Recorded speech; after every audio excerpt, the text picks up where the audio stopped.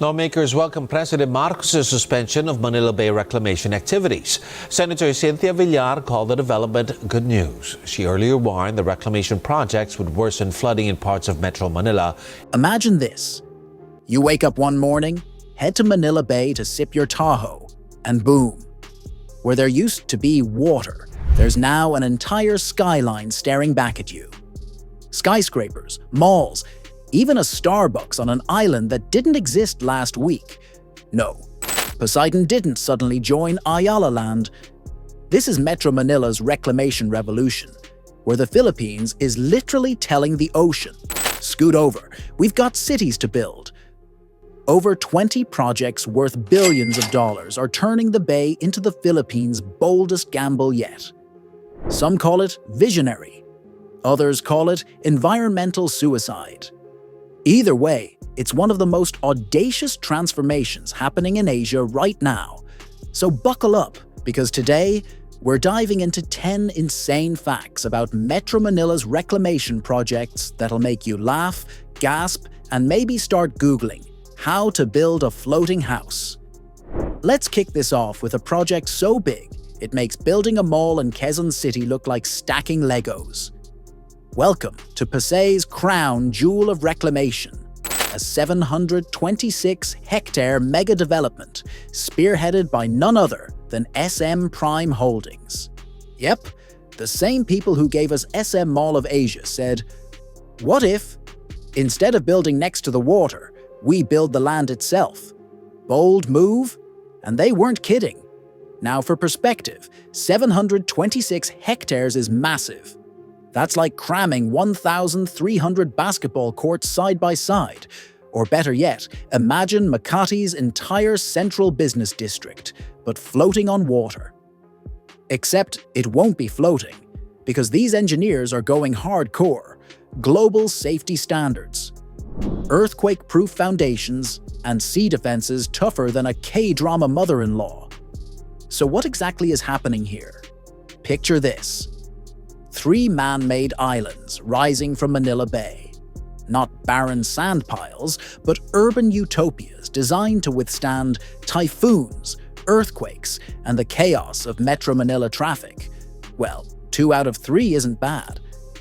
Each island is like a blank canvas where developers can paint the future. Skyscrapers, parks, malls, business hubs, you name it. And here's the kicker. Once complete, these islands will house over 500,000 new residents. That's like relocating the entire population of Cebu City into brand new neighborhoods. Plus, the project is expected to generate nearly 1 million jobs, from construction workers and engineers to baristas and delivery riders who will one day keep these mini-cities buzzing. But wait, there's more. Because of course, this is Manila Bay, and no reclamation project would be complete without a healthy dose of ambition. Developers are already marketing this as a future tourism hotspot, with space for resorts, convention centers, and waterfront attractions. Think Las Vegas meets Singapore Marina Bay, but with lumpia stands and karaoke bars around the corner. Now here's where it gets spicy. Not everyone's on board. Environmentalists are practically waving red flags, saying this project could mess with marine life, displace fishing communities, and even worsen flooding in low-lying areas. After all, if you mess with the sea tends to mess back. Developers counter with glossy brochures full of words like sustainability and global standards. But critics aren't easily convinced. And let's not forget the politics, because when you've got billions of pesos flowing in, everyone wants a piece of the pie.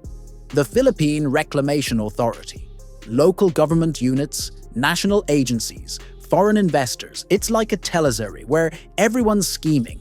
Except instead of inheritance, the fight is over who controls Manila Bay's newest square kilometers. So, why does this matter to you, the ordinary Juan or Maria?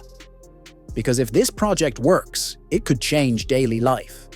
More housing means maybe, just maybe, less insane rent prices. More offices mean more jobs closer to home, instead of commuting 3 hours each way. More commercial spaces mean Manila keeps up with Singapore and Hong Kong instead of playing catch-up forever.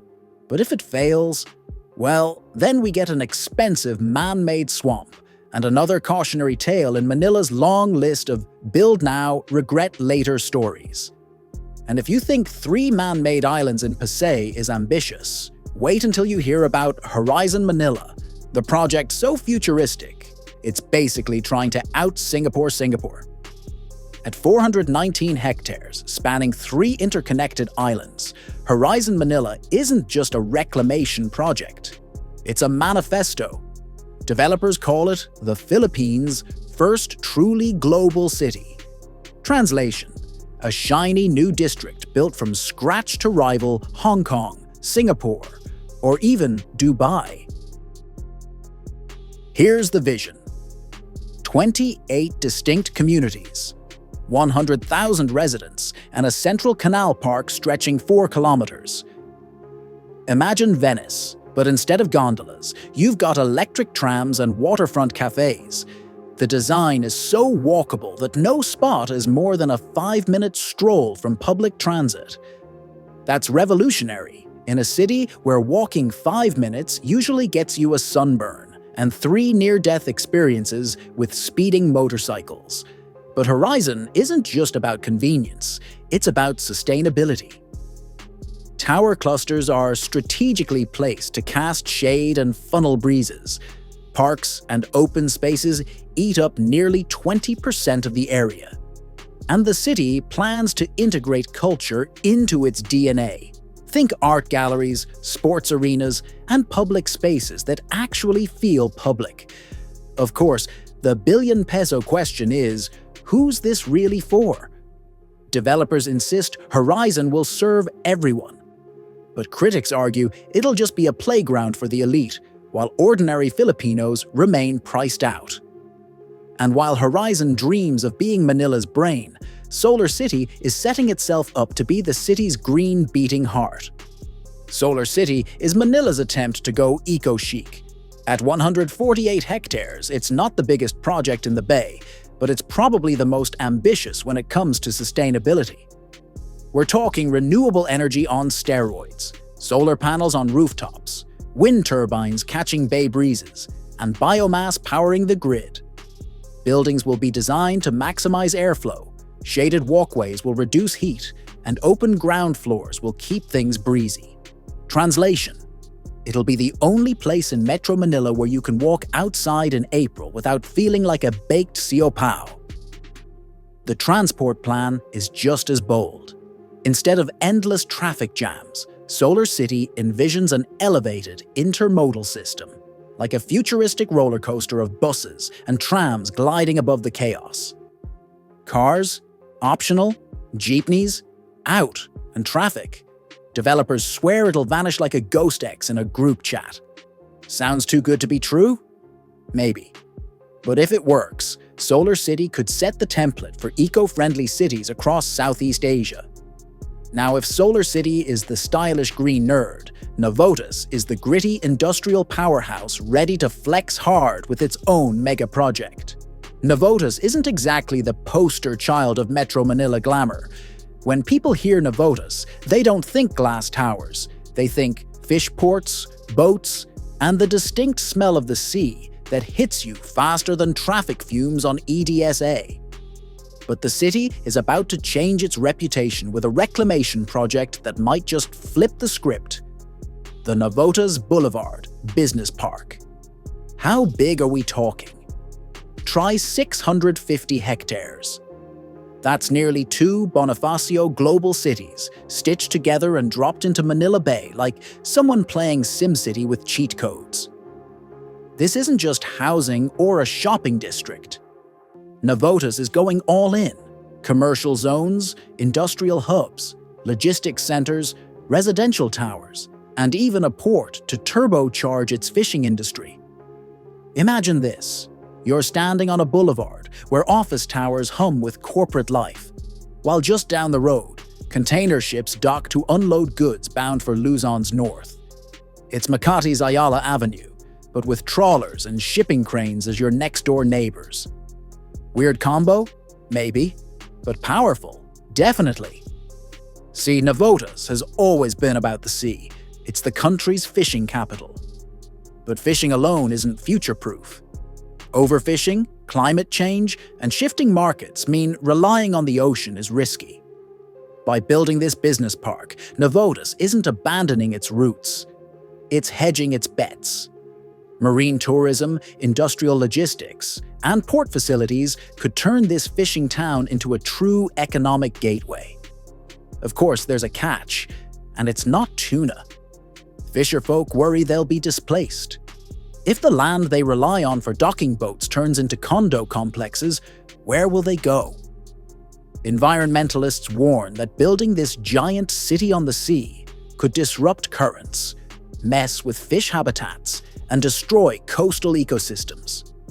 But let's be honest, the money talks. Investors see a city that could anchor northern Metro Manila's future. Politicians see tax revenue. And developers? They see the chance to carve out the next Makati, except this time on reclaimed land.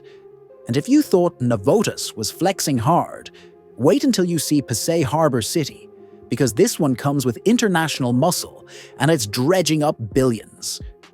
If reclamation projects were boy bands, Pasay Harbor City would be BTS, global fanbase, massive scale, and producers from halfway around the world.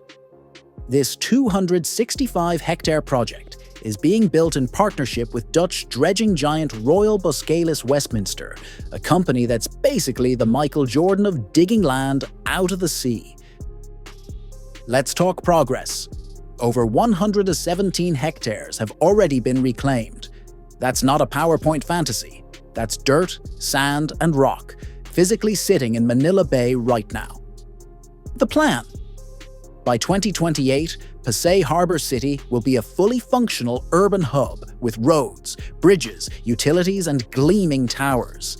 Developers imagine it as a new commercial and financial center, rivaling Makati or Bonifacio Global City. The location is prime, right beside other mega projects like Horizon Manila and the Pasay Reclamation project.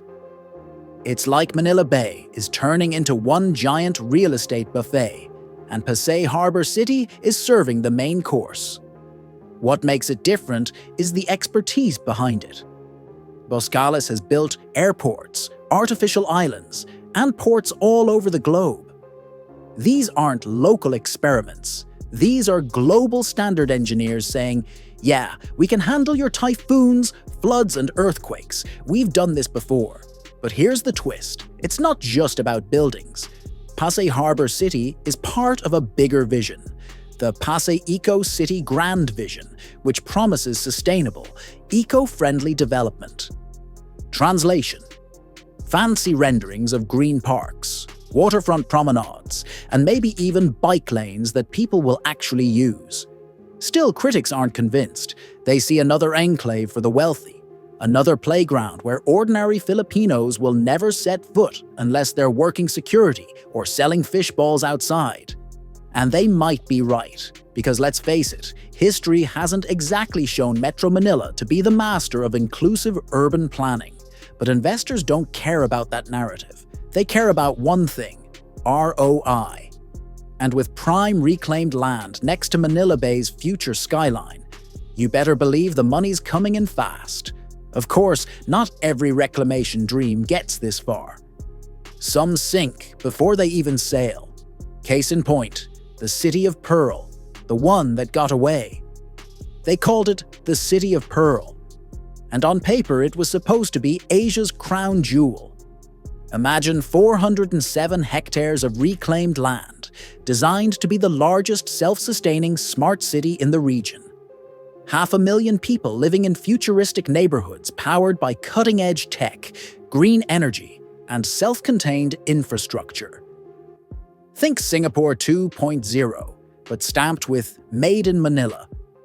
Backed by Chinese investors through the Belt and Road Initiative, the City of Pearl wasn't shy about its ambition.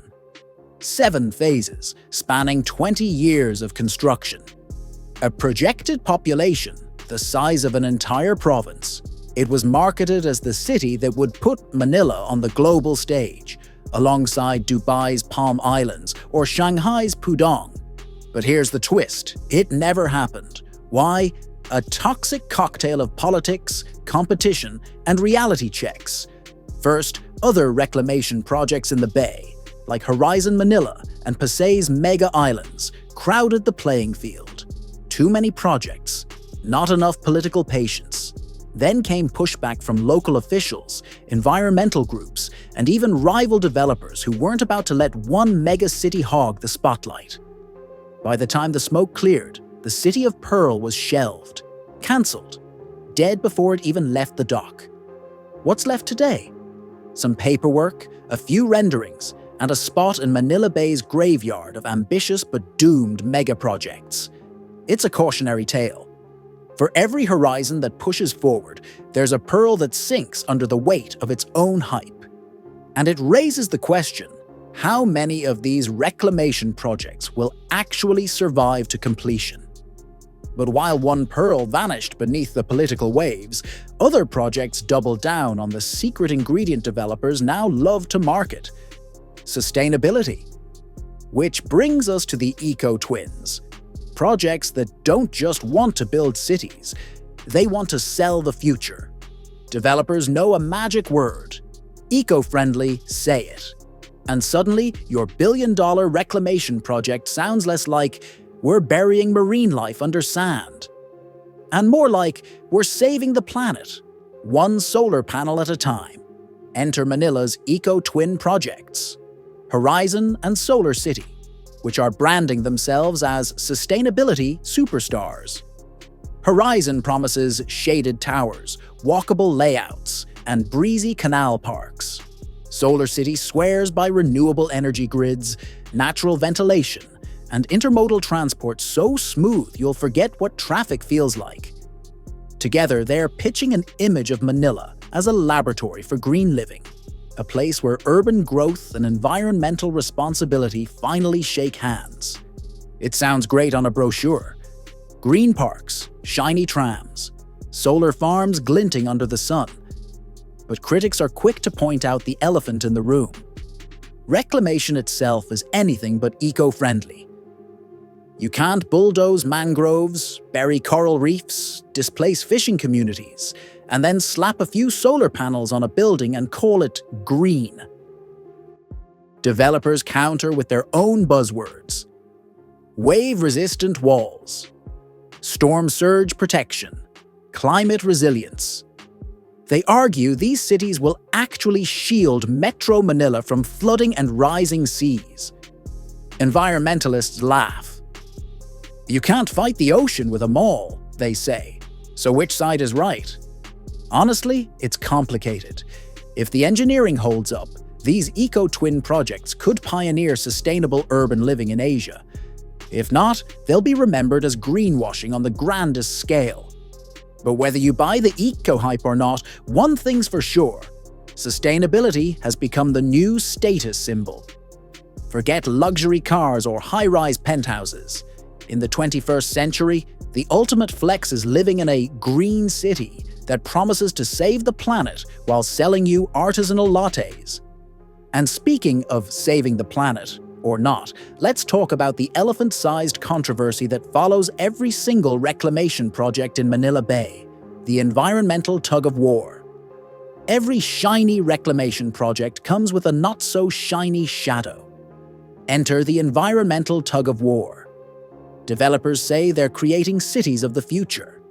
Environmentalists say they're destroying the very foundation of tomorrow.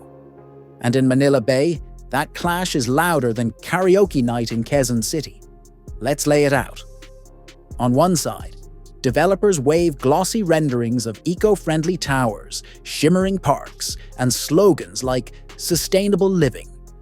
They argue reclamation will help manage flooding by building seawalls, revetments, and breakwaters that keep storm surges at bay.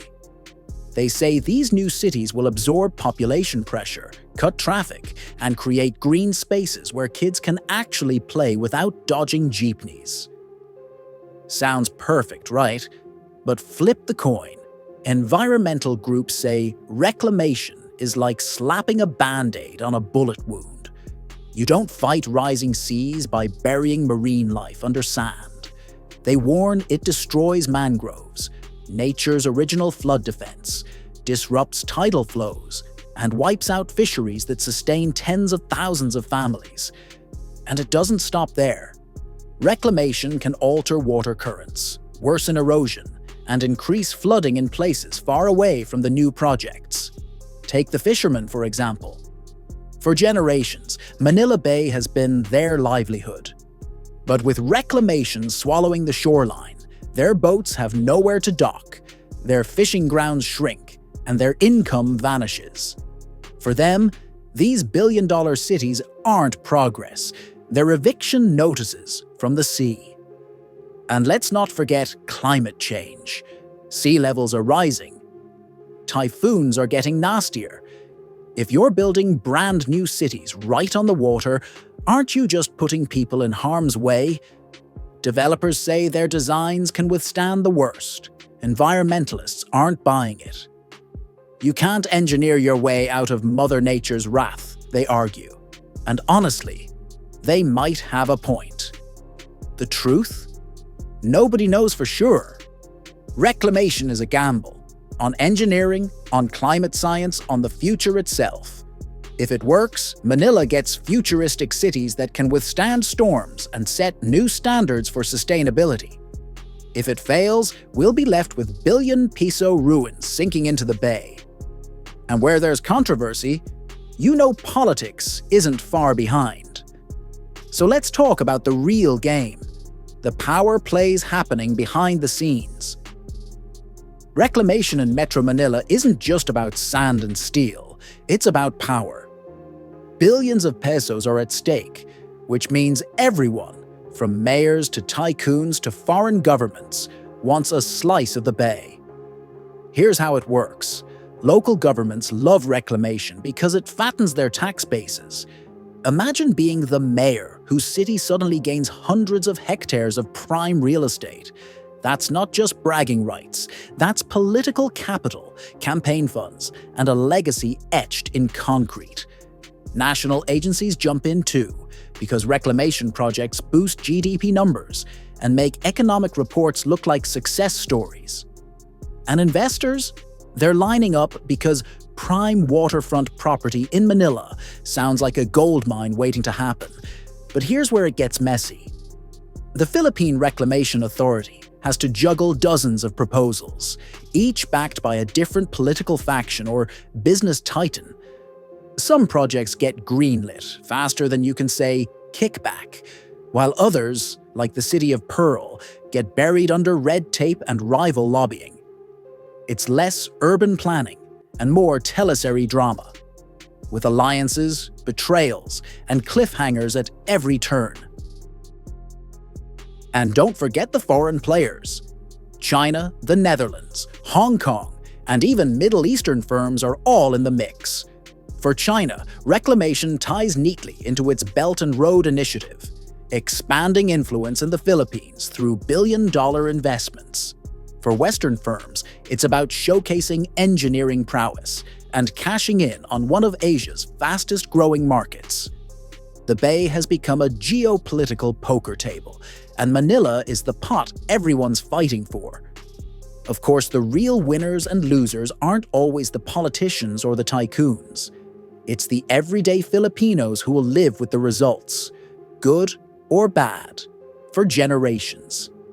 Which brings us to the biggest question of them all.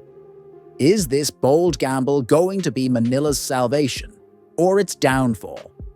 So here we are.